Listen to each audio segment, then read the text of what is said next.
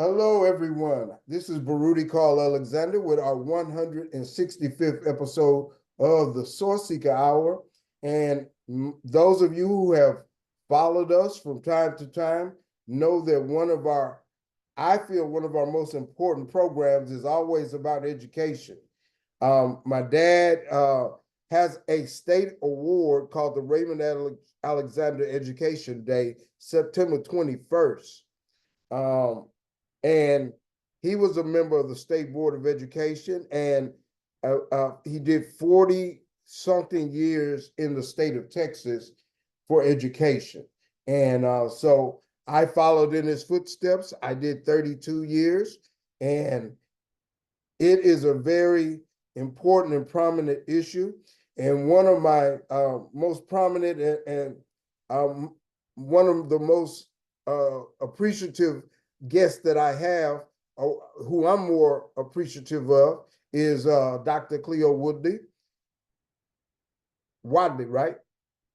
Did I say it right? Wadley. Dr. Cleo Wadley. And education is the beginning of progress in so many ways. Well, I would say literacy and learning, however you could come about that, is the beginning. And then when you start to structure it with an educational background, then that's where you start taking it to the next level. Would you agree with that statement? Yeah, absolutely. And I'll add to that by saying not only I think what you said is true, but I think public schools particularly are the foundation of our democracy. You know, public schools throughout our country have a unified theme, message, programming, and that's a unifying connecting that people, no matter what state you're in, you can have a public school experience and have a connection with that person. So I think it's the unifying commonality, despite what state you in, whether you're in a small town, big town. There's a unique uniformity across public schools that give people who go matriculate through those programs a common connection. And I think that's a feather in the hat for our democracy. It's the foundation of society and civilization. If you look at the growth of any civilization, it's tied to learning and education also. Communication, learning, writing, all of those particular factors help in the growth of any civilization. If you look back through history, you can see all of that factor and how it has helped the growth of civilization. And today, we're going to be talking about education broadly, but also how the Bible impacts education. Should it impact education? Should education be separate from the legal part of society or the, I guess, political part of society?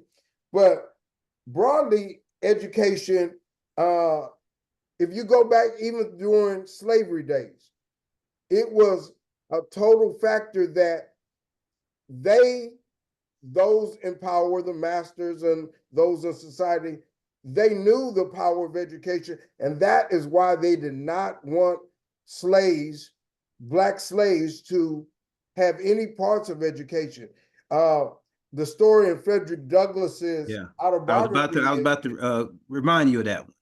Mr. All said when he found out his wife was trying to teach Frederick, teach him reading, he said, "Don't do that.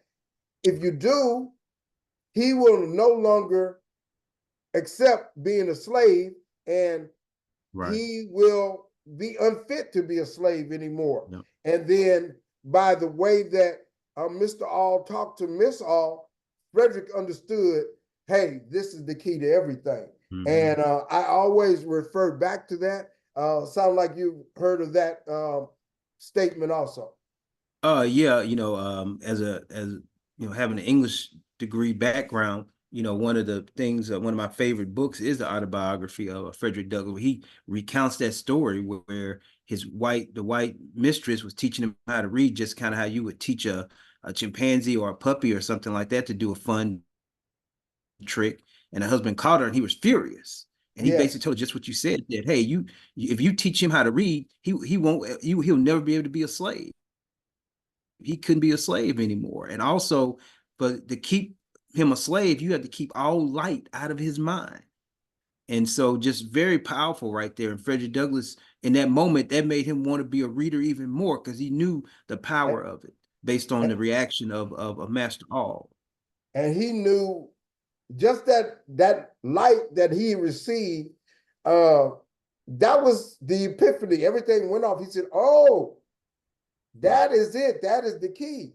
And of course, that is one of the ways that they were able to keep, quote unquote, the black man in line in certain instances. But of course, if you go back through history, Nat Turner and so many different ones, they were able to find different ways and different ways of being rebellious by following or seeking learning.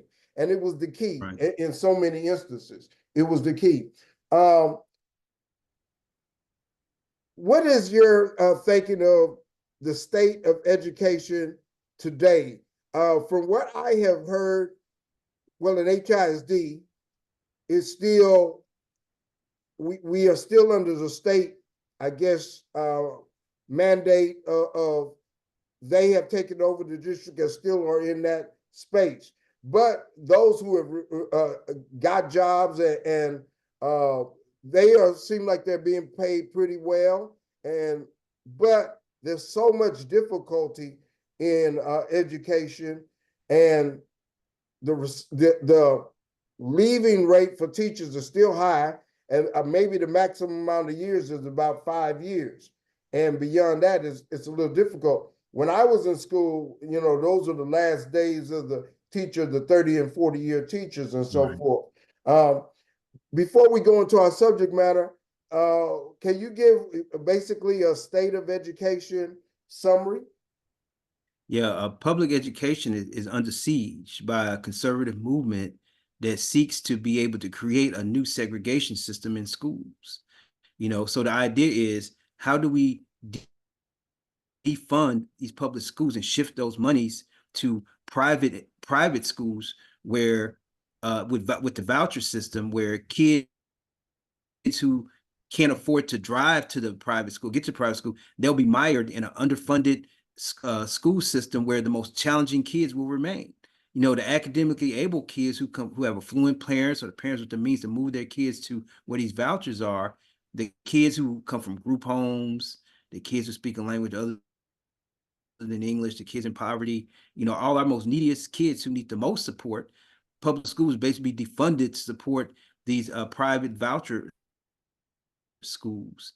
And it's the most unfortunate event that's happening.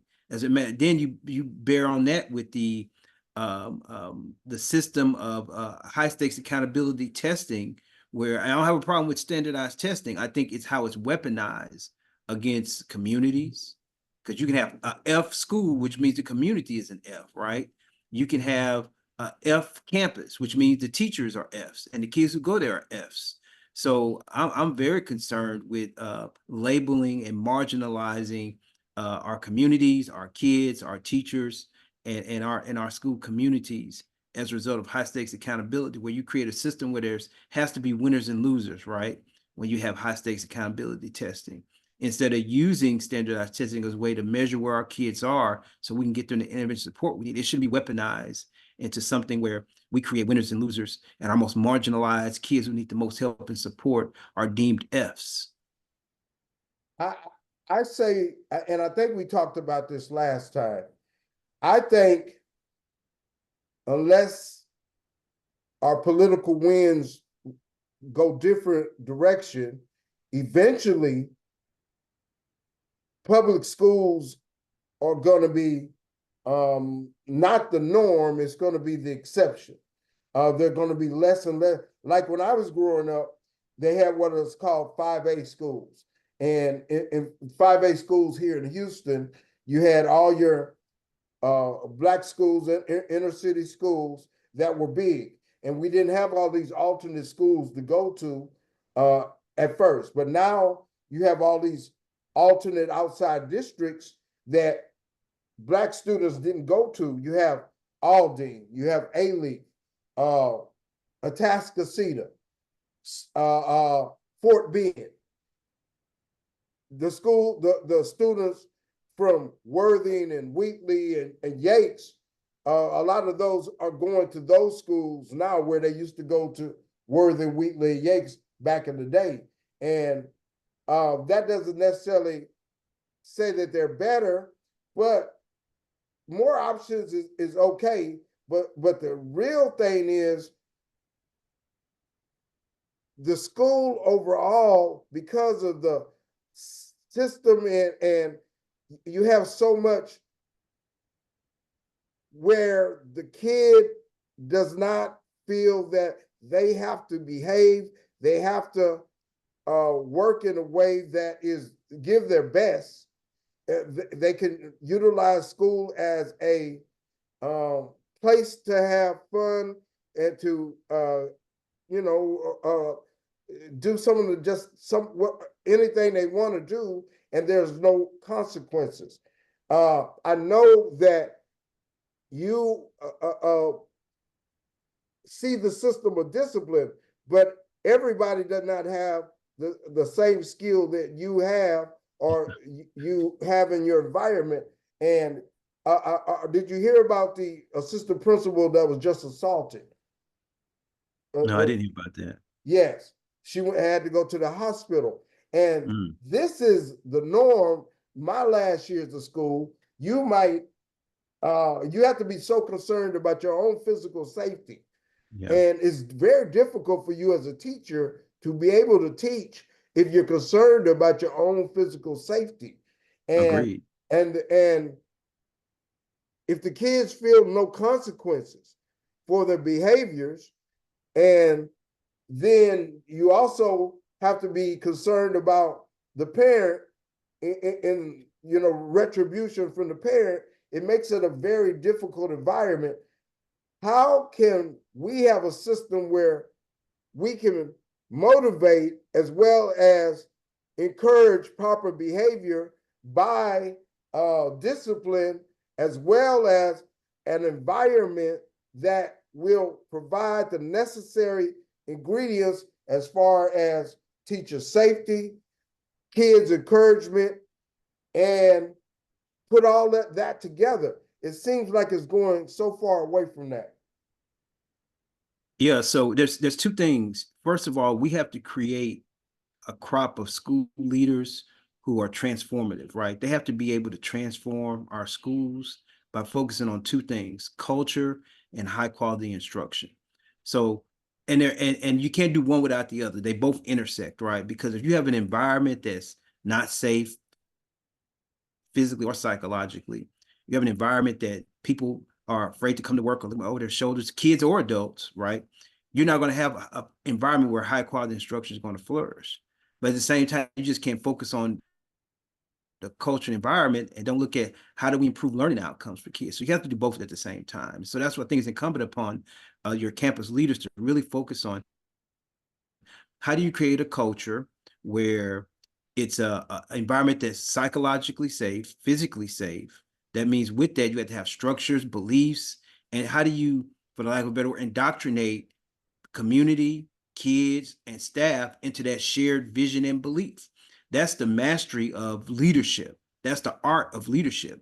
And your best principles that I've seen, I think as I was one of those, have a skill for being able to create an environment where the culture is healthy, where people know that there's expectations, there's values, and they choose to buy into those values. And when people choose to buy into those values, cut into some specifics. Yeah. Okay, let's say we have a classroom. We're gonna start with high school students, then go down. You got 20 students in the classroom, all different behavior models, or do you couple certain types of students according to behavior, or Is there any way that you put a group of students together when you choose who's going to be in that class? Yeah, so it depends on the campus, especially the size. Like at a high school, that's a lot more challenging. I mean, you can do that for like specific kids, and we would hand schedule, a group of 30 or 40 kids that we knew needed a special support to whatever case. That's hard at a high school because you have to get so many credits for graduation, and kids have, extracurricular things like sports or band and things of that nature. So it's harder at a high school. At the elementary, when I was an elementary principal, we absolutely hand scheduled all our kids. We would bring the teacher would sit at the end of the year and say, "Here's our roster of kids." They would sit down with the first grade teacher would sit down with the second grade teacher and say, "Okay, these kids need this teacher, need to be in this class," and they would create a schedule for those kids based on their individual specific needs. Harder to do at the high school. As a high school principal, we would do that. When I was a high school principal, we would do that, but it's a little harder. You can do it at the middle school level too. But that's definitely a smart way to do that. How do you create the right chemistry? And then also in those classrooms, you have to have teachers who, once again, I go back to culture. I think people don't talk enough about culture, understand the power of culture. You have to have a culture in your classroom where people buy into, kids too, a shared vision about how this classroom is going to work and how it's going to function. And kids have to feel like they belong. They got to feel supported, and they got to feel like That they're getting good quality that education. should be a little bit easier in the elementary school environment, even up to the sixth grade level, because yeah, most of those kids still have a willingness to come to school and to try to do what the Yeah. teacher says. Is Mhm. that true? Yeah, I would say that's true for the most part. Parents are a lot more involved at the elementary level. By the time the kids get to middle school, you see that trail off. And man, by the time they get to high school, man, parent involvement almost disappears at the high school level, which is unfortunate because as a high school principal, I think that's when kids need the most parental involvement at the high school level. Because we're at the part of their school career where they actually get credits toward graduation. You cannot graduate from a Texas high school without getting the 28 credits plus passing the 5-star test. So that to me is even more critical at that level for parental involvement. But that's when it's the least parental involvement. For some reason, that seems like when the pressures be upon the parents, I guess maybe I can't say why the pressure would be so much more difficult for the high school parent as far as the elementary parent. It just may be the maybe the stresses are against the high school parent. Maybe they take them a little harder. I know when I was a high school parent, the difficulty I had sometimes was getting my son uh, to come and get ready to go to school and getting off the game. And he was, it was difficult motivating him much more in the high school age as opposed to elementary. He was still motivated, is self-motivated to a certain extent to go to school because he enjoyed the environment a little bit more. In high school, he didn't, and it became much more difficult. I want to give an aside. I'm talking about a high school parent. You're aware of the new trend that the parents are being held much more responsible for what that child does. In a couple of cases here in Texas, they have been held responsible when their child went to school and he shot people. Um, do you think that's a good trend? Can it help lessen that possibility? Yeah, I think you're referring to the Santa Fe High School trial that's going on that just ended actually, and I was disappointed with the outcome of that, where the jury found that those parents weren't civilly liable for that. And for me, just as a person who's been a parent and an educator, I find it hard to believe there's a kid living under your roof and you don't know they're having severe mental health issues. I just find that hard to believe.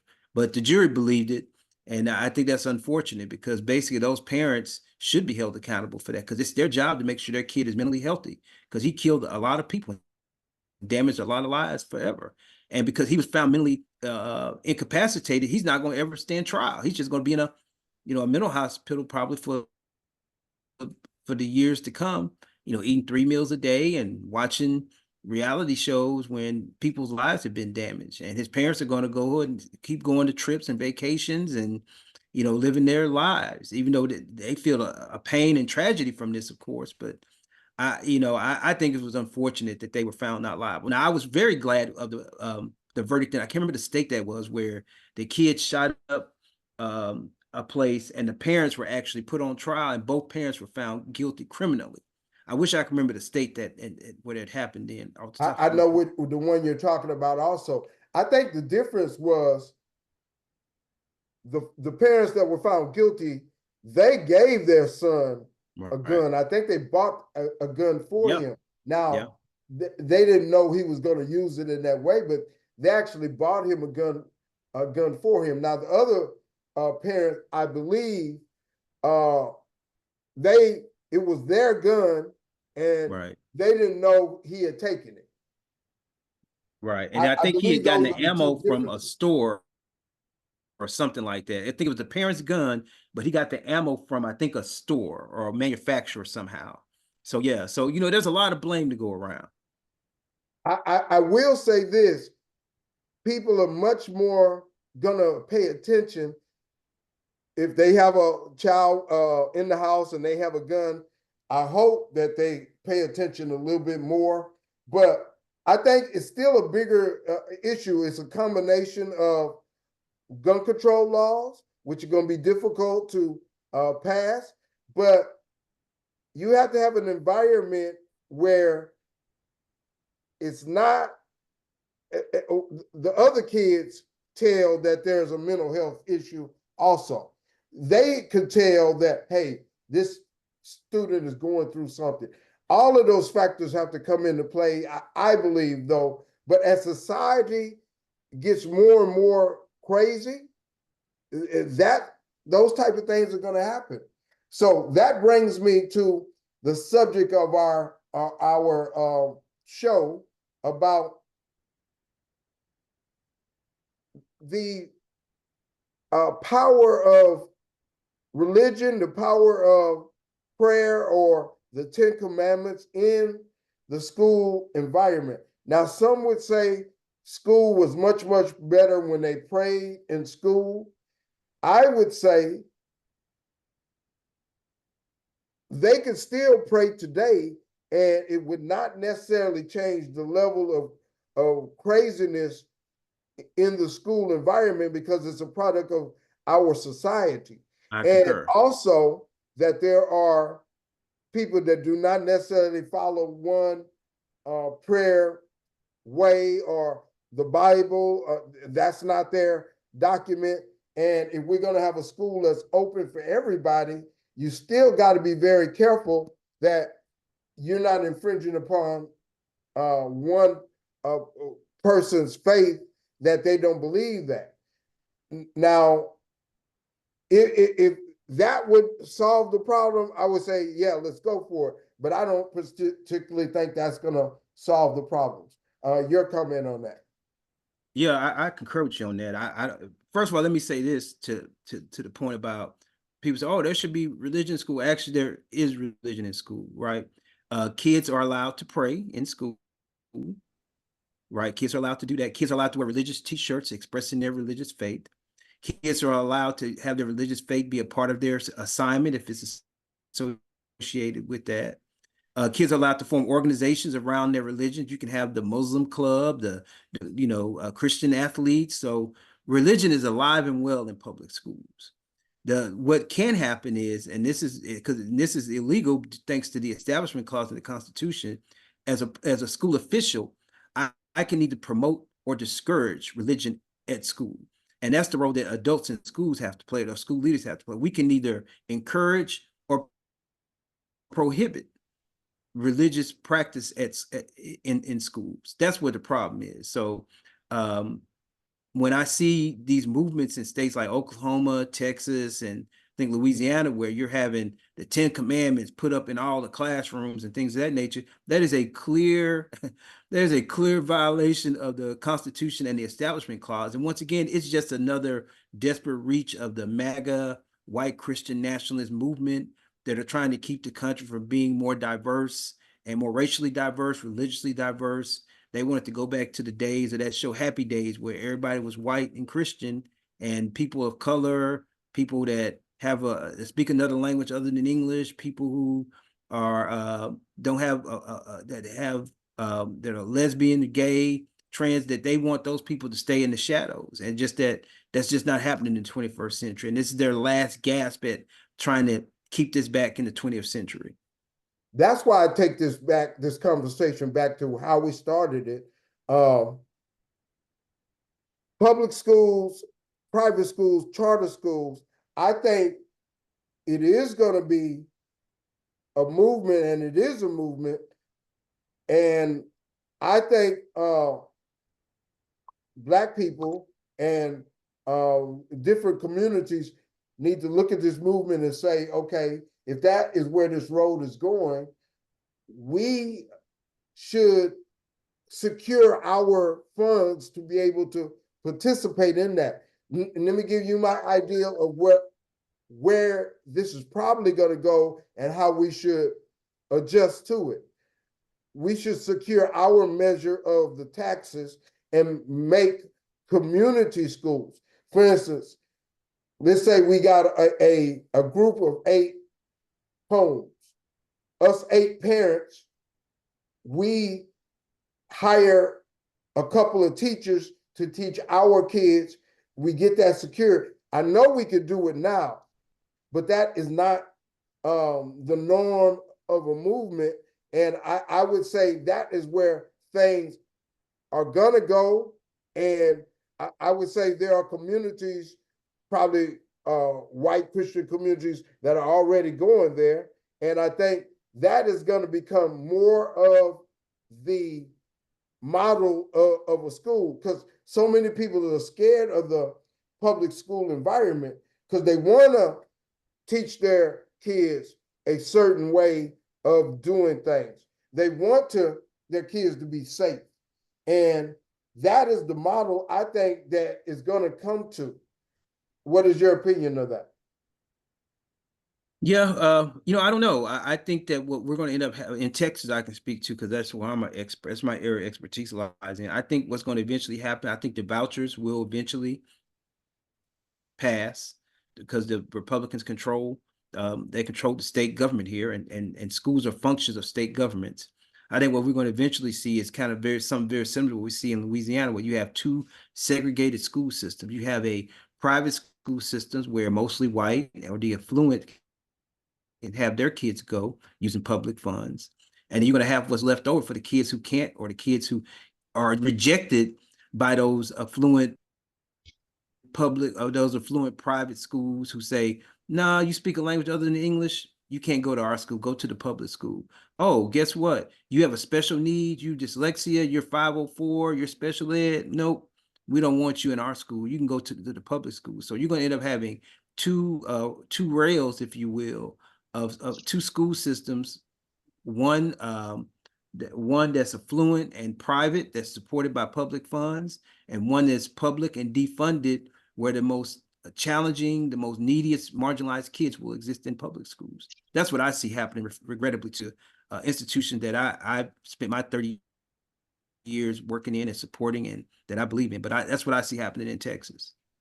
I see that also, and it's already shaping into what you were discussing, that the public school environment, if you don't necessarily want to spend those funds to go and put them in a private school, that they go to that public school arena. Now, there's different levels of public schools, though.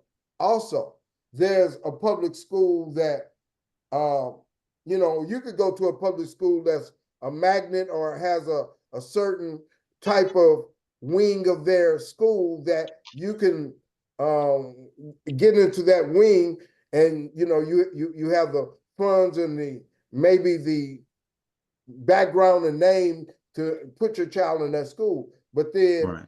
if you don't have that, then you have to accept whatever is available. Hey, brother Delvin, how you doing? Hey, how's it going? Hey, we talking about what is coming up to be the kind of schools that are available, charter, uh, public, uh, private schools. What is going to be the norm? I talked about how we should start preparing for community schools. Are you still in Florida? Yeah, I'm still in Florida. And I'll just speak briefly on the what's going on in Florida in terms of public private charter. I don't know if you guys are familiar with DeSantis, Yes. and you know you're familiar with his body of work, but what he's intending to do is turn Florida into private. He's trying to shake up everything within the school board, but he wants to definitely go private, do away with public altogether, charter. He just wants to strictly go private. Um, But it's so still going to be taking in taxes that was supposed to be used for education. He just wants to go toward the private educational model. Is that true? right, right, absolutely, yeah. The public is not getting the funding that it needs, that he know public needs, but he's willing to spend that tax money so it can go towards private. That's his plan. That's his ultimate plan. And what is the uh, how are people fighting back against that, or are they fighting back against that? And what is that possible outcome of that conflict that's going on with that? I mean, for the last several years, there've been fight back in terms of teachers and staff trying to hold on to what's left with the public school system, and it's just they're just outnumbered.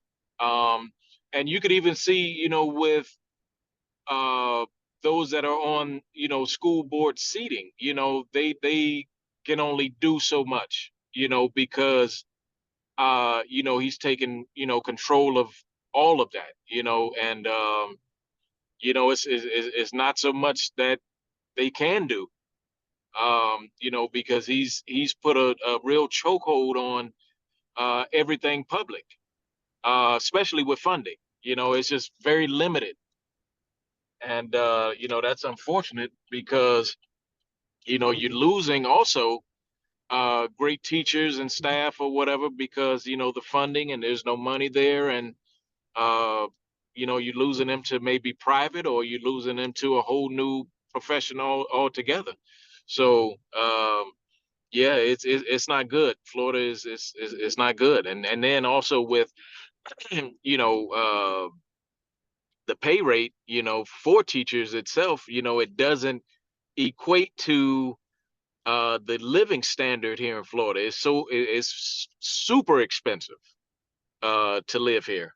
Um, and with your pay scale, it just you're not making enough to sustain a livable lifestyle here. And we know that he's instituted, I think within the colleges, if I'm correct, he took out all D, how do you pronounce it, DEI programs, and Yeah, he all of the, the programs that have some type of cultural understanding and background. He took out all of those programs also. And yeah, So not just in universities, also in public schools in Florida, he got rid of the AP curriculum for Black history. That is correct. And he's trying to force feed you know uh books and curriculum that he'd like for teachers to teach, and not what should be taught in terms of the Black history and things like that. He took all of that out. Yeah, Which, we hear about it even down here in Texas. So, yeah, his reputation has traveled far. Yes. yeah, he's his agenda, man, it's just it's incredible. What his agenda is and what his next move is, and you really don't know. But I mean, again, like I said, I mean, he strictly wants to go private and do away with anything else. Well, we still have a little bit, I guess, maybe a little bit more flexibility here in Texas, but we're not that far behind with Governor Abbott. Uh, but uh, there's still, we have a very strong kind of teachers union down here also. So he has to deal with that. Would you like to comment on that, Dr. Wadley? Yeah, I would agree that we're not far behind Florida in that. And those two men are cut from the same MAGA white nationalistic cloth about their vision for what they want America to be like. America that's less diverse, America that's less sensitive to the history of others, and paint this picture of an American history that highlights patriotism, doesn't talk about all the other nuances that come along with the history of this country, the good and the bad. So I think that we're not far behind. I think DeSantis he was probably more aggressive because he had designs on the White House and thought he could roll out the stuff he's doing in Florida nationwide, but that didn't take root. But I think Abbott and him are cut from the same cloth. We're on the same path, just going at different speeds. Uh, Brother Rogers, I had talked about the community school. What I see is the best model for Black people. If first we got to maintain our access to funds that would be supposed to give and be given for education. That's the first battle. And however we are able to uh, grab a hold and maintain that from a political realm, we have to do that. But once we do, besides the public schools, we should always have some area of public schools, but those with who are able to have some means. I think the model is, okay, these 8 parents, they put together they hire 2 teachers maybe to teach their 8 families, and you build communities of families around a city, and that is going to be the model. You could teach it from a more private or more your religious or cultural way that you want to. And certainly that is what the white communities are doing. I think we should have some level of that too, but it should be a multi-level system for education. But when we're talking about teaching our kids, to be able to teach them about culture and from Blackness also is important. So we should have those same possibilities and utilize them also. What do you think about that approach? Yeah, I mean, I think with that community aspect that you spoke about, that gives us a way of being able to open up and teach some things that we think the kids should know instead of what they're being forced to learn. With that community aspect, teachers can be open to teaching about you can have that religion aspect, you can have that Black history aspect, you can pretty much talk about some things that they really should know, and could use at the end of the day, opposed to what just what they're being forced to learn, and whether it's useful or not, we don't know. But I just think yeah, that community aspect just gives us a more free range to speak on some things that are of importance, and that, I mean, that's what I think, that's what I feel. Dr. Wadley, what type of obstacles? I mean, here in Texas, we got KIP, and we have a whole lot of different kind of charter schools. Now, aren't there some different type of obstacles that they have to be able to teach free, as far as the curriculum that the state of Texas says schools have to have? And what would be some of the obstacles to being able to do that? Really, the Texas curriculum is very generalized. You know, it focuses a lot on skills, not so much, hey, you got to read this book or teach this book or teach this. That's really up to school leaders. It's up to the school leaders to decide, hey, you know, as I work with my teachers, you know, To Kill a Mockingbird says is a very powerful piece of work. So I want that taught in the classrooms, or A Letter from a Birmingham Jail by Dr. King. I think that's an important piece to teach literary and so forth, Shakespeare, whatever the case may be. It's school leaders make those kind of decisions. And that's why I think it's inherently critical that we develop and train a very talented crop of Oh, okay. school leaders, It came back because on. they have the ultimate effect on what happens in schools, bigger than what happens at the legislature or the political level. What the everyday boots on the ground campus leaders and what happens in those classrooms, that's the difference between whether our kids learn or not and how successful they're going to be. So why do we think we don't have more schools? Is it the economic obstacles? Because I know that people have thought about it before, and we need to have more Black cultured schools. LeBron James has one in Ohio, in Akron, I believe. We should have a few more. Marla Gibbs has built one, I believe. What are the obstacles to us building more schools? Is it pure economic? Just our will, our collective will. That's the only obstacle to doing something like that. A case in point, I remember when I was a young teacher back in 1994, 95, I taught in Alifi, the very diverse area of Houston. We have all nationalities. And I remember having a Asian girl in my class, and it was right before the bell's about to ring, kids were getting ready to go, and she was doing some kind of lesson. It had this Chinese writing. I said, hey, you know, Li Ming. I said, what is that you working on there? She said, oh, this is for Saturday school.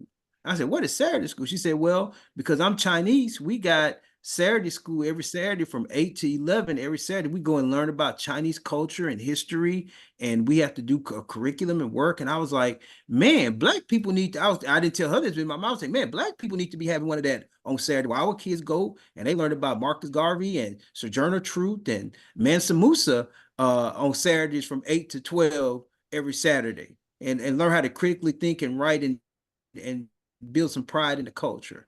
I say, if Asians can do it, Black people can do it. Well, we did have, from throughout our history, we have had people that tried. I have to say the Black Panthers tried to have a school, the Shrine of Black Madonna, which I was a part of for a time. We tried to have a Saturday school, and we did for a while. Nation of Islam has had that. So that model has been out there.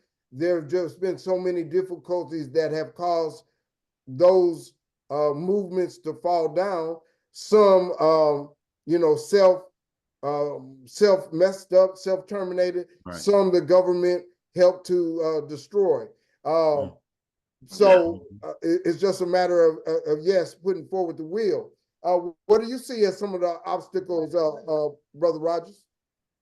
Yeah, just like you gentlemen have said, you know, that funding, or, you know, just egos, or Yeah, just that's a big one. self-doing, you know, in terms of, you know, seeing the project through, or I mean, I'm just speaking from, you know, things that I've seen, you know, with the egos and not seeing the project through, or, you know, understanding the benefits of what it can do for these kids on a Saturday. Because here in Florida, I mean, they, you know, they had it going for some time.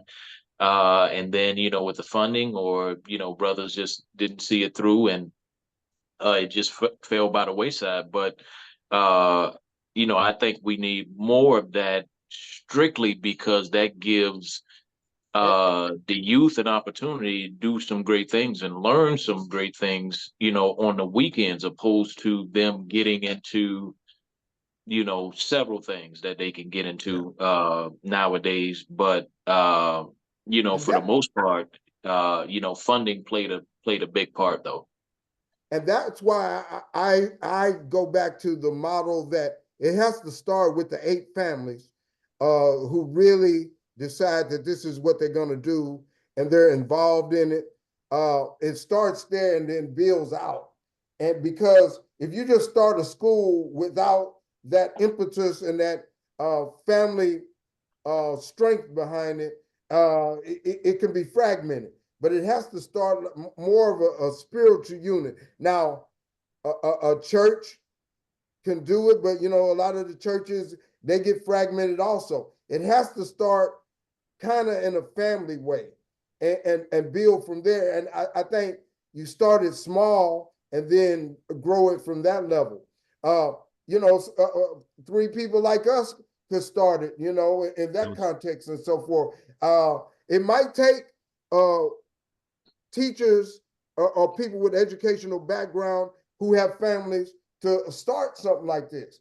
I have 3 kids. I need to teach my kids. Dr. Wadley, you have family also, and right there, that might be an ideal. Something like this might catch on. Why is it that Kip started that process? Those are 2 white men, if I understand their background. It could have been, more Black professionals. Steph Curry could say, okay, this is something I want to do, as LeBron James did. So there's possibilities, but it is an important thing.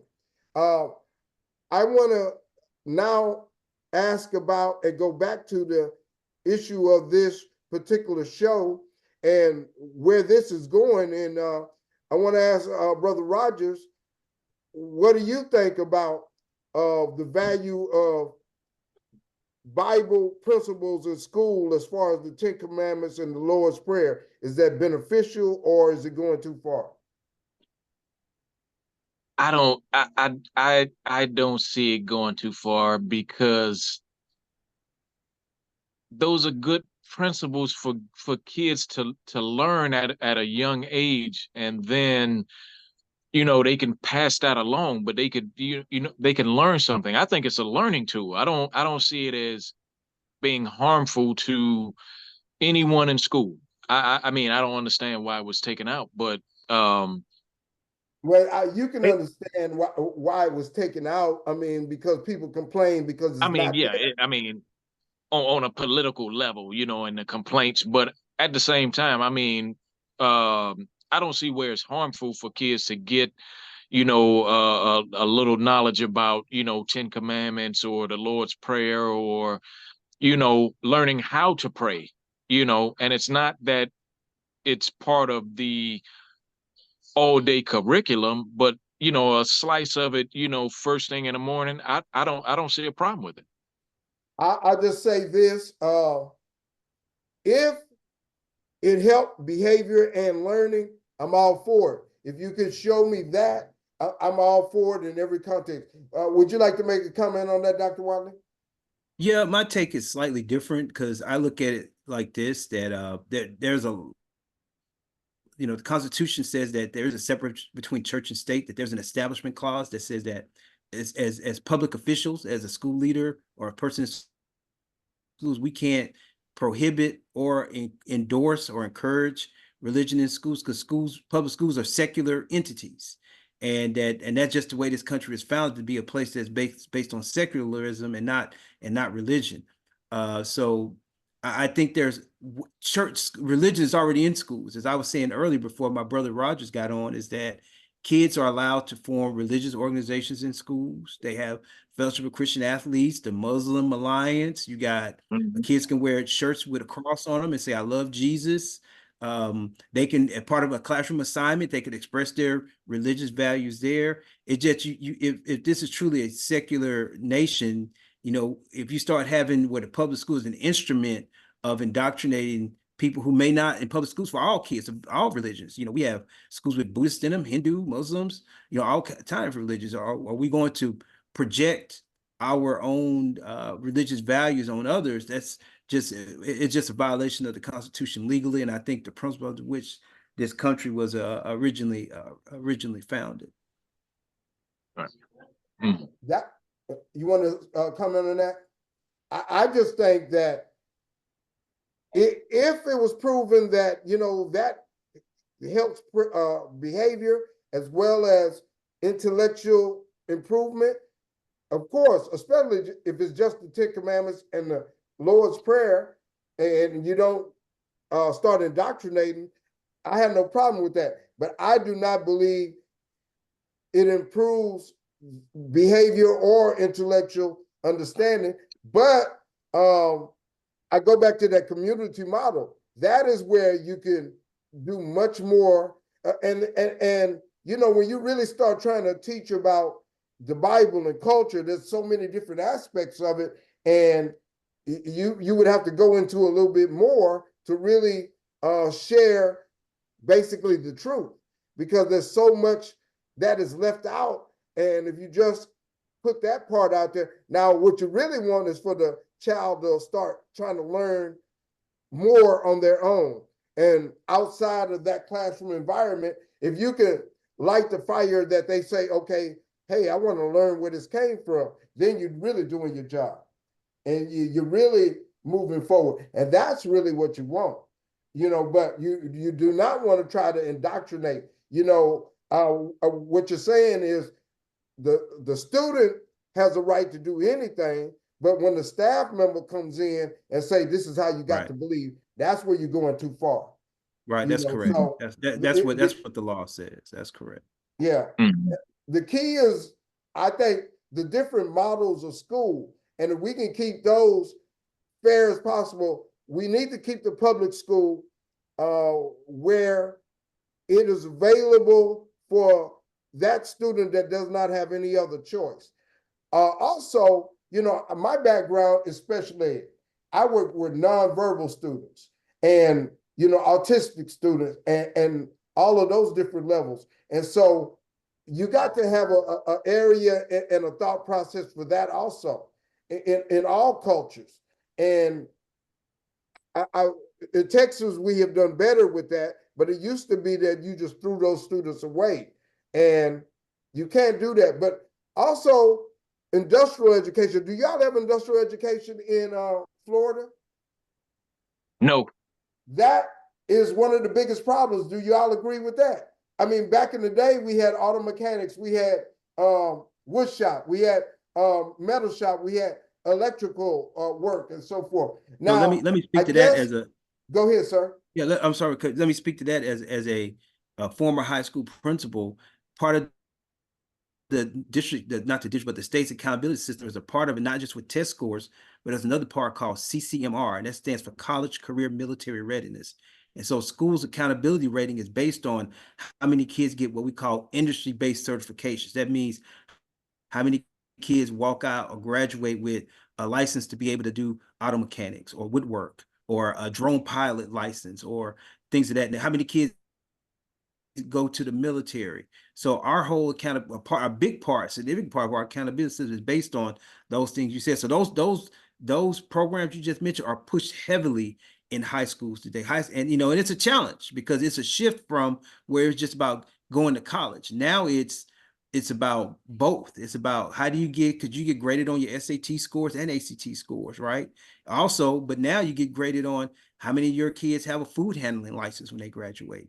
How many kids have a Are you drone pilot saying license when they that graduate? in the schools, I don't believe they have industrial education or the type of courses you're talking about in HISD. In other Yes, they do, districts, sir. they Yes, do? they do. Yes, they do, sir. Okay. They have to, because your accountability, your rating as a school from the state is based on how many of those industry-based certifications you produce out of your kids walk Did, out the door with. did they used to have it in Florida, and is that a new thing that they took out? Yeah, it was always in Florida, especially, you know, when I was growing up, you had your, you know, your wood shop, you had your, you know, by the time I got to high school, you had your auto shop and several other things. I mean, cooking, everything you could think of. And then maybe I want to say maybe about 10, 15 years ago, they took it all out. Why? I don't know. You know, and they wanted to blame it on, you know, funding and things like Right. that. But you it's still around, but you find that more in your technical schools. So let's say your non-traditional schools, but your technical schools. So if you had a desire to become a plumber or electrician or things like that, but it's not going well for you in your traditional high school, that's an alternative for you to attend that, but you're still trying to pick up on, let's say, your credits and things like that. But this is something you can also be a part of. And they introduce that, and in hopes of kids wanting to become a part of that. But yeah, it's been about a good 15 years since they've taken that out of traditional high schools, all high schools. And it's certainly an area where, I could see a student really not liking school, but they maintain just because they really Yeah. like the wood shop or the metal shop. They maintain and go to school, and that be their motivation to go to school. And Yeah. it affects a whole, especially a lot of the kids that I went to school with, because we mature at different levels. We might not be mature enough to deal with, all the English and literature and all of that at that level, but we can put together some wood shop and so forth, and that can help get us through school, as well as give us an opportunity for a possible career. And to Right. take that out, it affects a whole lot of students and a Yeah. whole bad kind of situation. This is our 165th episode of the Sourceseeker Hour. We've been doing this for a while. I thank my guests. We have just a little bit longer of our show, but education is so important. And I mean, we can't talk about it enough. According to what I've heard about Project 2025, they say get rid of the Department of Education. And basically, I think what they are saying is, hey, let's find ways to eliminate all of these non-white people and take away some of these opportunities, and maybe we can dumb them down and we could totally take over and different things like that. Why else would you get rid of education? I mean, they could come up with a lot of reasons. I have not read Project 2025, but I've heard that strategy is in there. But education, I did 32 years. As I stated, my dad did 40 years. It's very, very important. And I was a 5-star reader. That is the thing that saved me, being a 5-star reader. And it still saves me today, and it's so very important. What would you say tell a young person is the value of education, Brother Rogers? Oh man, I'm glad you asked that.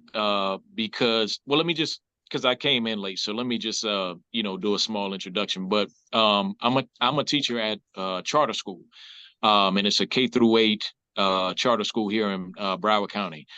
So what I do is I teach K through 5th grade, and I teach basic skills and communication. So what that's all about, exactly what you're talking about, I do it from a reading, writing, communication aspect. So every day, I try and let the kids know, listen, all of these particular things that I'm talking about, reading, writing, communication, they all go hand in hand. You can't live without any one of them, period. You know, uh, try going through life without knowing how to read. It's not going to work for you. Try not knowing how to write, and then you're trying to read what you not able to write. That's not going to work. Try having a conversation with somebody, and you don't know how to form a sentence or put words together. So all of those things that go hand in hand is super important. Reading is important. And I kind of, from time to time, I kind of get on my students because they ask me, well, how do you spell this, or what does that word say? You gotta break the word down. You can't look for people to try and help you break down words or say words that you should know. Now I'll help you, but at the same time, you got to be able to want to help yourself and not just look for that handout or, how do you spell this, Mr. Rogers? How do you spell that? And those things start at home. With reading at night, or coming home and reading a book, put that video game down, put that tablet down, put that, whatever other devices are out there. You got to put that stuff down. And as parents, there's a fine line with that. Weekends are okay. And I'm speaking of, how me and my wife set it up for our son. The cell phone is okay, but that's strictly weekend. That tablet, that's strictly weekend. No, we're gonna open this book, so you could see something that you've never seen, so if you do see that word again, you know exactly what it is, what it means. And that's how you advance. So I just think, you know, with me being, basic skills teacher, I try and plug those things in because reading is super important, and everything else will fall in line. You'll be able to write well and form a sentence, and things will make sense. And that communication, as you get older, you'll be able to converse with people, and it'll make sense and not have them walk away from you because they don't understand what you're talking about, so education is super important. You can't run from it. You can't hide from it. You have to know, those important things, to be able to survive. That's just my thought. As a Black man teacher, what do you say to the young Black boy as far as being continuing, not giving up, and then being able to adapt to, struggle and difficulty to kind of keep them going? Do you have those sometimes conversations? Oh, I do, because like I said, a lot of times, and I don't know every student's, circumstance or, home life and things like that. But, uh, even when I'm talking to middle schoolers, because, of course, the students that I had in elementary, now they've gotten older and they're, seventh, eighth grade. But, I try and break it down to them, those odds are stacked up, against you, man. But, going to, you know, uh, each situation, knowing that you got a fighting chance, you can do it. Don't give up on yourself because this didn't go right or that didn't go right. You got to understand, they're looking for you to fail. At whatever it is. But if you got that, that confidence that you can do it, and you got a good support system, which is myself and whoever else decides that they want to support you in anything that you do. But I'm always around, if you want to talk about something, but just don't give in to what they think you're going to be. Show them that you're not what they think you are, and always have that confidence, and walk with your head up. Don't walk with your head down. And I try and get them, little gems and things like that. So when they do advance and get into high school, and if they want to further themselves with college, or if they want to do a trade, just always have that confidence that you can do it. And that's some of the gems that I like to give them. I do a lot of traveling from city to city, and in every big city I've been in, except recently Chicago, I didn't see it there, but I see young men in their 20s on the street, homeless, and it's more and more, it's becoming more and more prevalent, and it's a greater difficulty. And everywhere you go, you see this happening, and it's getting worse and worse. What are some of the things that we can try to share with our community, Dr. Wadley, to help them to keep pushing forward? Yeah, we have to be dealers of hope. When I see brothers like that, these are men that absolutely have no hope. And without no hope, you don't plan a course for the future. You don't have a vision for success, because you're essentially hopeless. And so we got to be able to become, people like us had become dealers of hope. You said something to me that was very inspiring about maybe 10 or 15 minutes ago about the three of us. There's no reason why we couldn't get together and come up and build that school that you're referring to, that Saturday school from 8 to noon every Saturday, to teach kids the power of Black history and deal them hope that they need, so they won't be them brothers you just mentioned in their 20s on the corner. And funding shouldn't be a problem. There's no reason that the Beyoncés, the Oprahs, the Steph Currys of the world wouldn't put some cash money on creating something like that. The three men like us got together and say, hey, there's our proposal, what we want to do to save Black children. I think it can be done. It's just a matter of will and commitment. Yeah. I, Yeah. I totally agree. I totally agree. It's something to keep on the mindset, to keep thinking about, and try to come up with some ideas and some ways to be able to do progressive things. So, hey, I would ask us three, to keep talking. I'll have another show soon. I'll inform you all, and let's keep talking. And let's bring others in. Let's bring Yeah. others in. I have a network of educators. I would like to bring others in. I go to different cities. I talk to different people. We can build a network, and we can see what can happen from there. Yeah. If we try, it's impossible. If we don't try, we know nothing will happen in that realm. So we just keep on working on it.